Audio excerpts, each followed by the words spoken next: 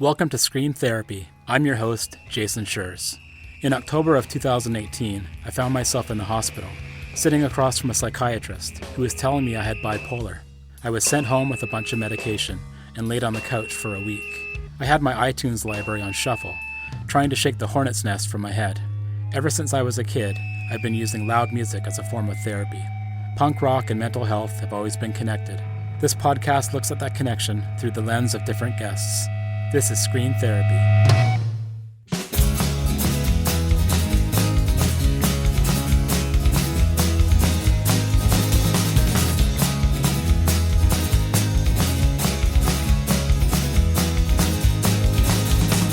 This is a lot of skills for unskilled.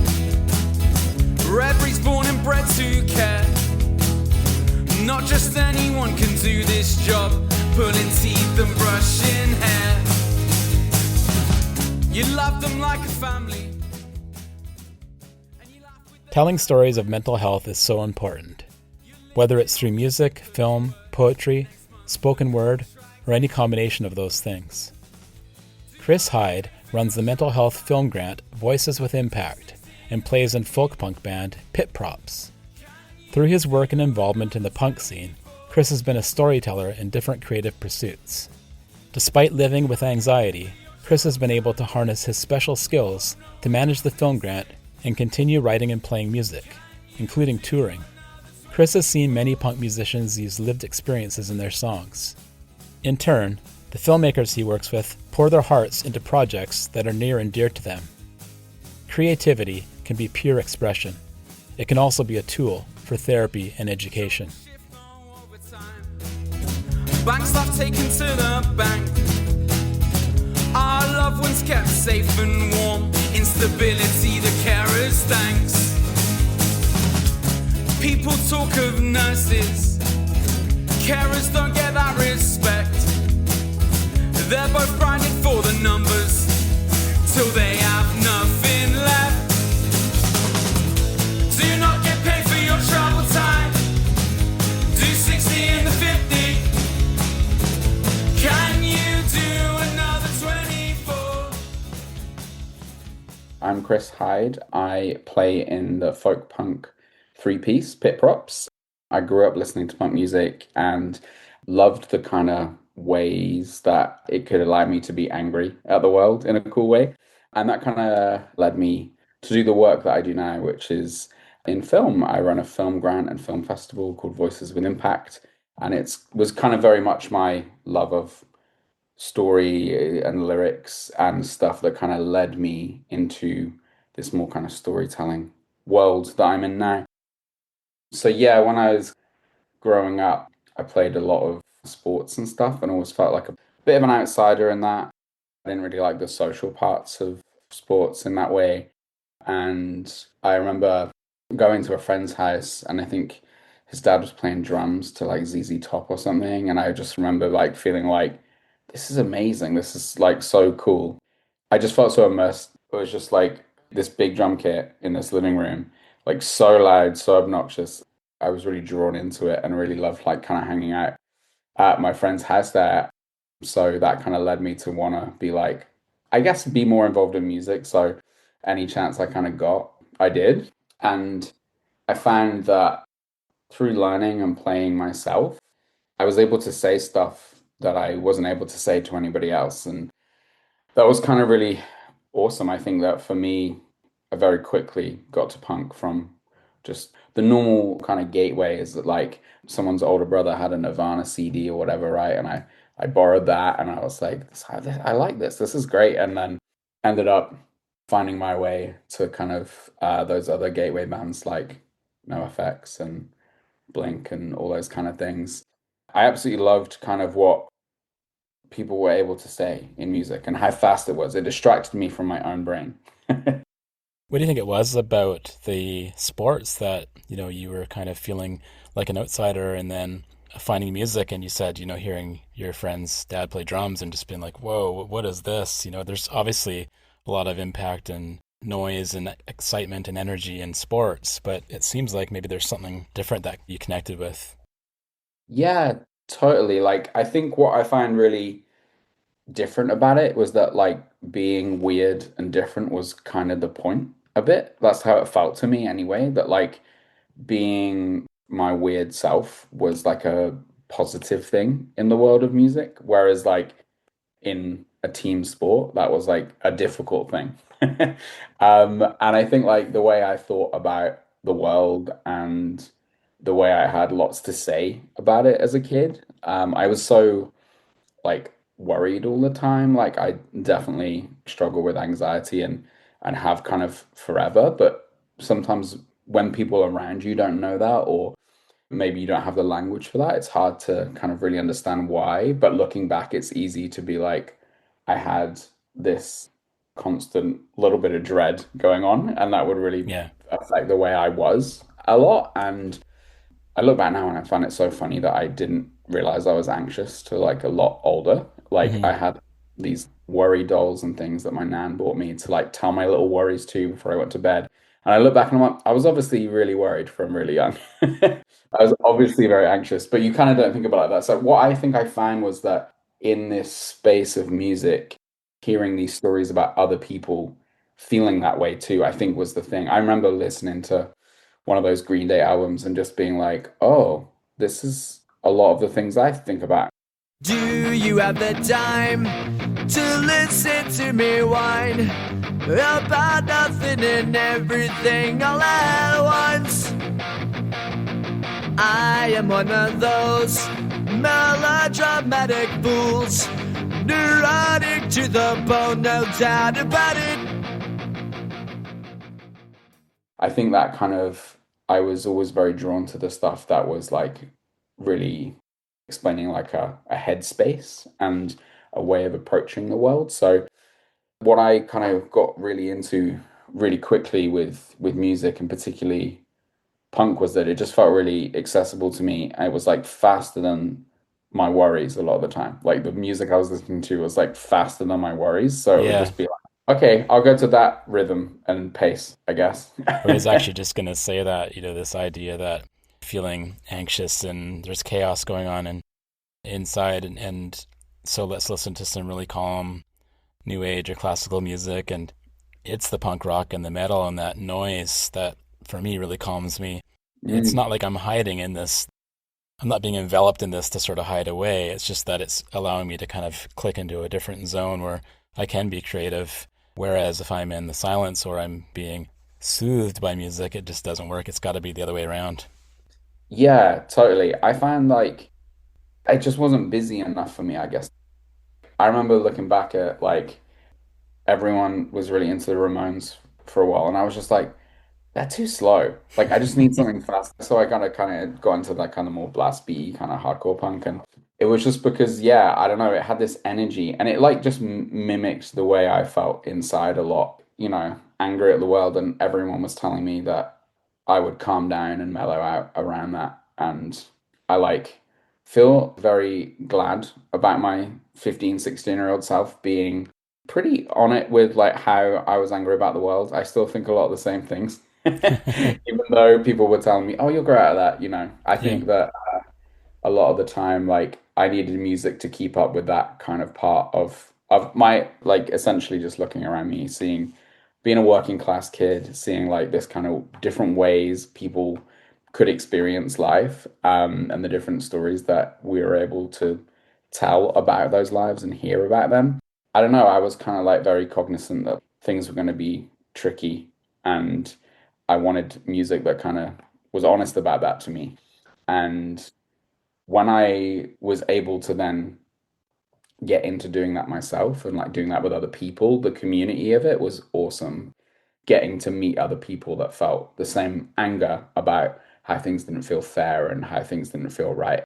It's really special to meet those people, and often like you do need a proxy of something that you both come together on, right? Yeah. Is a way you can connect. So you started playing in bands and writing music and writing lyrics. What was that like, getting less of a passive, I'm listening to the music, it's helping me, it's therapeutic, but now I'm gonna project outwards and start being creative. Yeah, that was really cool. And I think like I always viewed it that way. I think really quickly, as soon as I could play guitar, I was like, I want to write songs. And as soon as I could do that with any kind of level of cognizance, that they ended up sounding kind of like songs at the end. I really got the bug for that. I just really loved that part of it. And for me, it was a really big drive with like, there's stuff I want to say, I want to put them in these songs. And it was like, it made all of that like overthinking and that like stress I had in my brain like really useful to me because I would sit around with friends and they'd be like, "Oh, I got a riff. I don't know what I want to write the song about though." I'd be like, "I've got like 10 ideas of stuff I want to say. Let me do the lyrics. I'll do that." Because I always just had something in there that I'd been overthinking, and that overthinking then became like a real asset. It felt useful for the first time, I think. Before it just kept me in my head and kept me distant from people or made me kind of just feel uncomfortable. And sitting in the uncomfort of anxiety is really difficult. It's a difficult thing to kind of reckon with, I think, as a teenager, but like I would kind of weirdly feel okay when I felt sad because sadness made sense to some degree, but like this kind of anxiety that I couldn't always put my finger on just felt like, oh, this was horrible. Like it feels so horrible. So to be able to like channel that and then like share it and like get some of this stuff out of my head. I mean, I didn't realize at the time it was therapeutic, but like I think looking back, it really was to be able to like have that kind of thing of like I had an outlet to like say stuff, to share those things that were in my brain, and then have other people be like, "Oh yeah, like I get that." That was the beautiful thing of finding that for me is that like it just gave me this way to be able to get all of this stuff out of my head. Yeah. And then I could kind of move on from it a bit in a way that I'd never been able to before, which was awesome. I really enjoyed that part of it. For me, I always compare my anxiety to like when it gets to its height, like a sort of a crawling in the skin. Like there's Mm. almost like bugs under my skin, which sounds really gross, but it's that it's that feeling of like just being super uneasy and fidgety and stuff like that. Totally. But it sounds like when you were able to find the music and start writing lyrics and playing, that you had like almost like a valve was released. Mm. Yeah. The pressure. Yeah, it did relieve the pressure for sure. And one of the things that like was really important to me was to be able to share it. So like I actually hated the process of writing always. I always have. Like, and it's funny, right? Of like the actual writing it down, I hate it. It's horrible. It's kind of as you described, like a skin crawling kind of feeling. I feel that through writing. I feel like to this day, when I write stuff, I'm like, ugh, this is gross. I hate this. Getting it out of my head. It feels like the anxiety to me always feels a bit like there's so many bees buzzing around in my head. The writing process kind of feels like I'm getting rid of like this kind of goo from my Hmm. brain. It's like a different kind of feeling. It feels satisfying, but it doesn't feel nice. Sitting down to write to me is kind of like going to box with myself, right? It's like I'm going to work something out. It's probably because I don't ever really write about stuff that I'm not trying to work out, right? Like Yeah. some people can write like just kind of nice stuff that they're kind of exploring or whatever, but for me, I'm always like, if I'm writing about it, it's because I'm trying to like understand something for it. So to be able to like, yeah, get that out was really important to the point where like it was really great doing it in bands, and then I just got to a point where kind of everyone was kind of moving on a little bit from that. It was just like one of those moments. There's a bit of a shift in what's happening. For me, it was important to share it always, and being on stages and doing that like was really a key part of all of the kind of stuff for me. Like that's the part I enjoyed about it. So I was able to like get it out. There's something a bit like weirdly you're controlling your anxiety when you perform, right? Like I always say, like I never really got nervous about performing because I knew that I was going to be anxious. So it was like I'm anxious most of the time. So at least I get like a cool bit of release after Yeah. this bit. It's not just like going into the bar and just being anxious. It's just uh it feels weird that I'm here, right? With going into the bar and then going up on the stage and getting to like share the stuff, there was this kind of catharsis around that. I was going to be as nervous or whatever most of the time. And then I kind of got to the place where I didn't feel nervous in those places anymore. I didn't feel anxious in those spaces because I got to share it.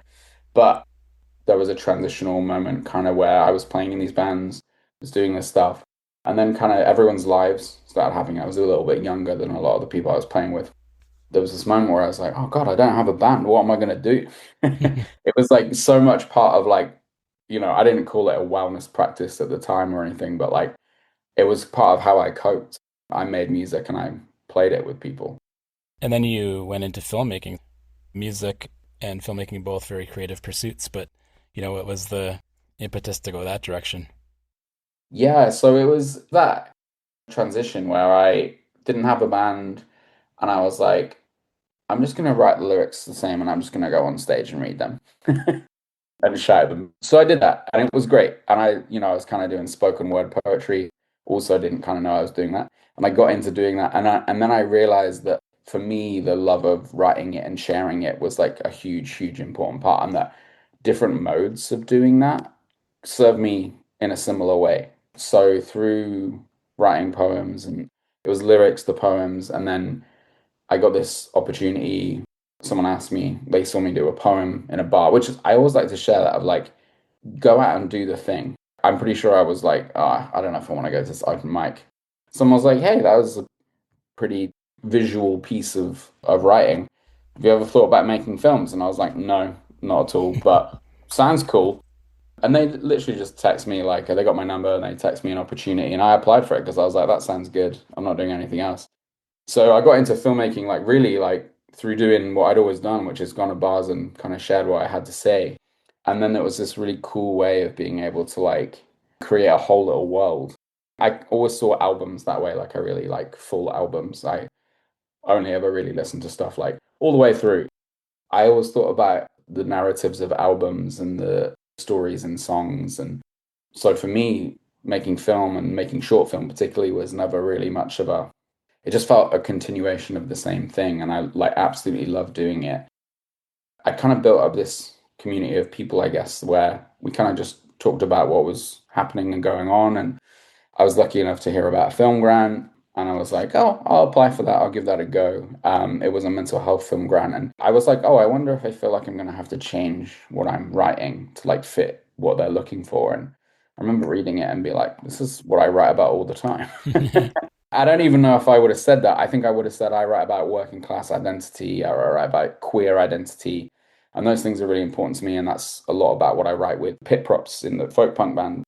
A lot of that stuff is just that DNA of that work I've always talked about, which is being a queer working class person. It's a funny thing. I just kind of always have spoken about that. And yeah, I kind of pitched a film that was in the same realm as that. And it was great. It was a really great experience. And now I'm very lucky to say that I've gone through that film world a little bit. And now I'm running that grant, which is a really awesome thing. And I'm really, really glad to be able to like now be in a position where I'm able to like work with people telling their mental health stories. It's like really, really beautiful. I think that honestly, it gives me that same feeling of collectively creating something in a band. You're working with a group of people to create something you all care about. And to me, like in the rehearsal space with pit props and then chatting to a filmmaker about the project they've got on, it's the same part of my brain and love that I'm able to do that work. I feel very, very privileged to get to do it. They talk about neurodivergency. In order to be a true artist that's going to express themselves in a very real way, you have to be somehow neurodivergent to do that. So many people that are dealing with mental health conditions are the most creative people that I've ever met. Yeah, totally. I mean, like, I think if you're content, there's not that drive to like do the thing. Like, I do know some people who like do creative things just for the pure joy of them, right? And I think that's beautiful. But they don't have this drive to like share them and get them in front of people, right? Because it's like, oh, I'm just doing this for me and it feels good, you know? Mm-hmm. And I always feel like that's a wildly well-adjusted way of interacting with creativity. You're doing art just for yourself? What's going on? Yeah, right. Yeah. Whereas I many people I've connected with through music and through film and through poetry are people that are trying to work something out and thinking about things in a different way. And I often think about this idea that like there is kind of this thing that people talk about where like oh that I'm not my mental health diagnosis.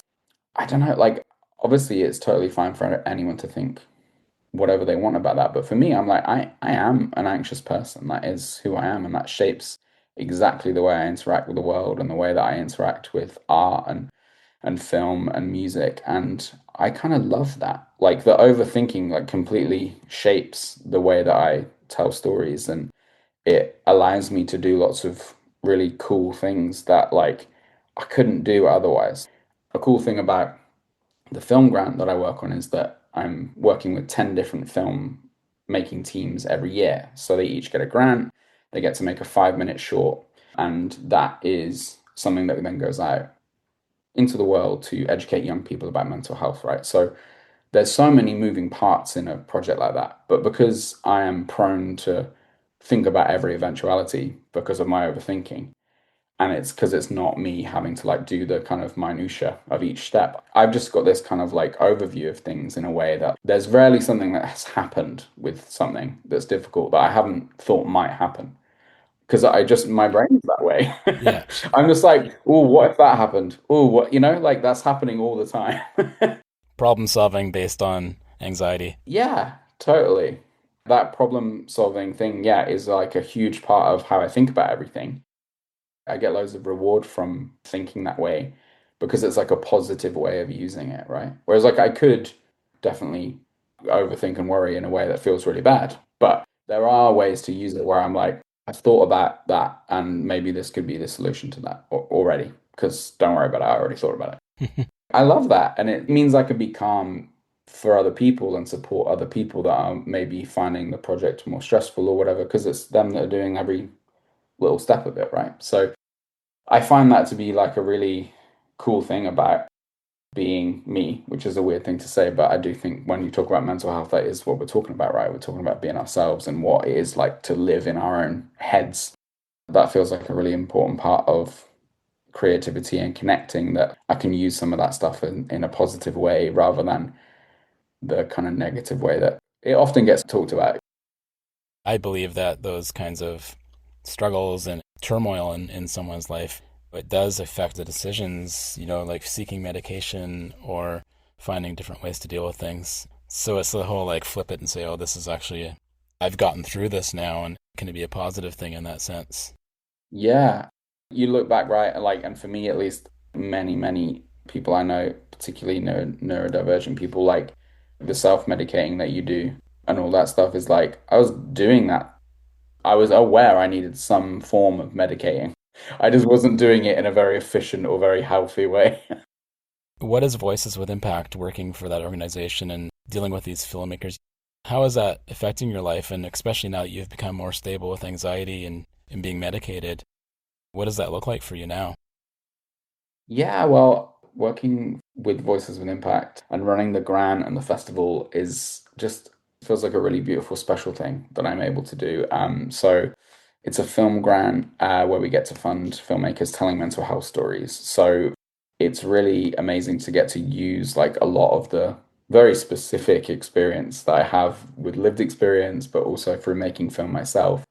It's really, really amazing to each year get to work with another group of filmmakers that are wanting to tell important stories about mental health. And we get to talk about all sorts of different things. And I'm always amazed, like every year we have like a loose theme, but these stories that come through are like incredibly inspiring and sometimes heartbreaking and sometimes really funny. And it's wicked to get to like work with filmmakers. I feel very lucky to be able to do this, to be able to offer people money to tell their stories and their important stories that are going to help other people in sharing them. So we make them and then we share them in Vancouver every year. We do a premiere, which is just a really lovely thing where all the filmmakers get together, we share the work, and then those films go out in the world to educate young people about mental health. So it's very awesome to get to do the work that I totally would have benefited from as a teenager, right? I would have like, if someone was coming to me and talking about some of the things that our films are about, I think it would have been a lot quicker journey for me from I'm struggling a bit with this to like, oh, okay, I can talk about it. Not only that, but you're still playing punk shows and Yeah. touring through different areas. That's pretty amazing.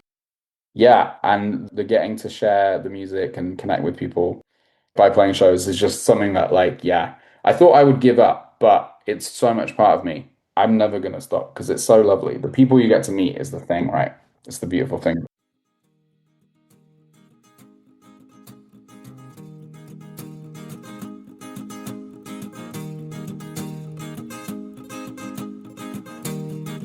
And they try to prescribe us a life full of fear. They try to erase us, but we've always been here. And I raise my fist cause I'm proud to be queer. And I need you to be you. And I want you to be you. And they try to prescribe us a life full of fear. They try to erase us, but we've always been here. And this one goes out to all of the queers. And I need you to be you. And I want you to be you. Oh, I need you to be you. And I want you to be you. That was my conversation with Chris Hyde of Voices with Impact and Pit Props. voiceswithimpact.com, pitprops.bandcamp.com. For more episodes of Screen Therapy, go to screentherapyhq.com or wherever you listen to podcasts. The Screen Therapy book is available now.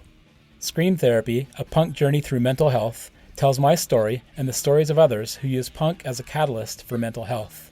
Like this podcast, it links the community-minded punk scene with the mental wellness of the punks who belong to it. To order the book, go to screentherapyhq.com. For merch, check out screamtherapy.threadless.com. Okay, enough promoting. It's time for some thanking. Thank you for listening to Screen Therapy. Doing this podcast and talking to folks about punk rock and mental health has been a crucial part of my own mental stability, and it means so much to me that you're out there listening. Screen Therapy is created in the Cathet region of coastal British Columbia, Canada, on the traditional territory of the Tla'amin Nation. Contact me at screentherapyhq.com or email me at screentherapypodcast@gmail.com. I'd love to hear from you. Let's talk about punk rock and mental health. Until next time, take care and be well.